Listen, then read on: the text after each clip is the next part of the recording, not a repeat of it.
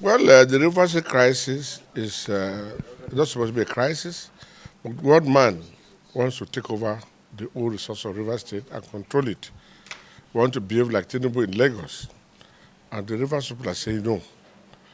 And the Rivers people are behind SIM to say, no, Godfather, nobody should take control of River State resources except the legitimately elected chairman, governor, and the other team.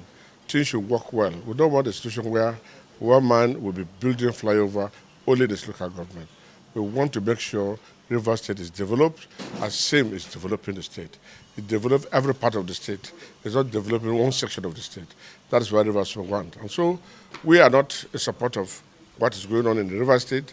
The Rivers elders are not also in support of what is going on in River State. The men and women of River State are not even support of what Wike and his team are trying to do.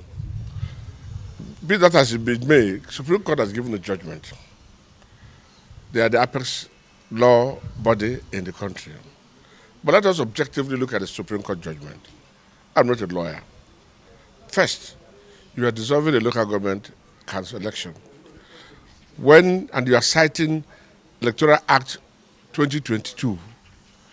If you go to the first page of Electoral Act 2022, it is clear that that law is meant for federal and state elections. Then it says the Abuja, Federal Capital Territory, Abuja.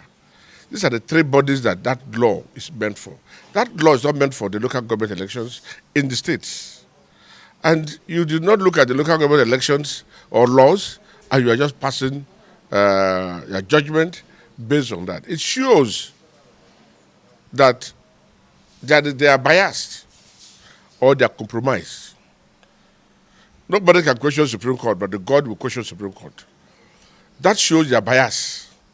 All they are trying to do is to cage the governor and twist him to do what they want him to do.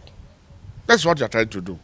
And I'm saying that this matter is not only Wike. We can see the hand of Mr. President in it. Otherwise, this is not the type of judgment we expected. We are also expecting that the Supreme Court will revise itself on the issue of deflection. They have issued past judgment in Cross River State. They have passed judgment in Ebonyi State, Ondo State, even Kogi State, and other parts. That when you leave your party to another party as an elected member of the House of Assembly, out of representative or Senate, you automatically lose your seat. Section 109G is very clear. So we want to see if the Supreme Court will revise itself to say that law is no longer relevant. They have done so many things in the past. And I pray that they will not truncate this democracy. That judgment is asking for anarchy. They're asking for anarchy in River State so that they can take opportunity to say they're declaring a state of emergency. They should realize that River State is the capital of South-South and the Niger Delta. And anything happening to River State affects everybody. And if we decide today there will be no oil again for Nigeria, as you are not giving us allocation, Nigeria should not get allocation. It will be done. But we have a peaceful governor who is saying, forget that. Take it easy. But if they continue this way, there is no way the Niger Delta, even whether governor approves or not, will allow them to take their oil. Because if you can restrain us from taking our oil, money from our oil, if you can stop us from spending our money, then you should not spend also. But we have not come to that. I strongly believe that the Niger Delta is watching. PONDEV has spoken. That's the highest body in the Niger Delta. They have spoken and have advised the Supreme Court to revise itself. Let us see how the drama plays. And I pray we will not get to the extent where the Niger Delta will wake up to say no. We saw what is happening in Kanu. Kanu is tensed at that time. We don't want to go that way because our governor is peaceful. I does not want that kind of process. But if they push us to the wall, we will definitely come back to say, no, we won't accept it. You cannot untwist River State It cannot untwist us. I said this with emphasis because before the judgment, Wike has been boasting. He has been boasting that Supreme Court will give him judgment. And the Supreme Court will surprise us. And the man who has been boasting like this has gotten what he wanted. And if you look at the judgment they give, it's consistent with the law. I just give you one aspect of the law. So we are looking at the Supreme Court. We are calling on Mr. President to, if he's not involved, to intervene in this matter as quick as possible before it gets to the boiling point.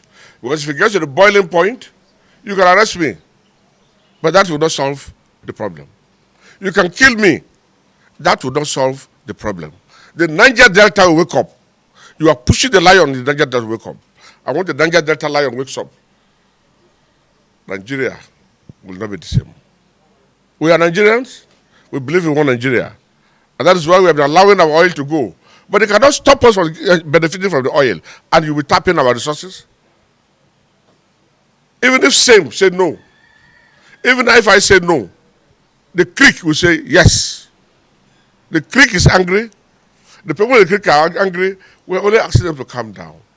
The governor is saying peace. And so we are following the governor to say peace. Otherwise, Nigeria will know that Niger Delta is not happy. That Niger Delta is angry with the kind of law, the kind of judgment they give. Because we see no reason why you must give this kind of judgment. They are not related. And another most important question, deflection case started before local government. Local government has gone to Supreme Court and you're taking a decision. What is stopping deflection case from going to that level? You are oppressing the issues. You want to kill the truth. You want to oppress everybody. Niger Delta cannot be oppressed. But I pray peace will continue to be in Niger Delta as the request of our government.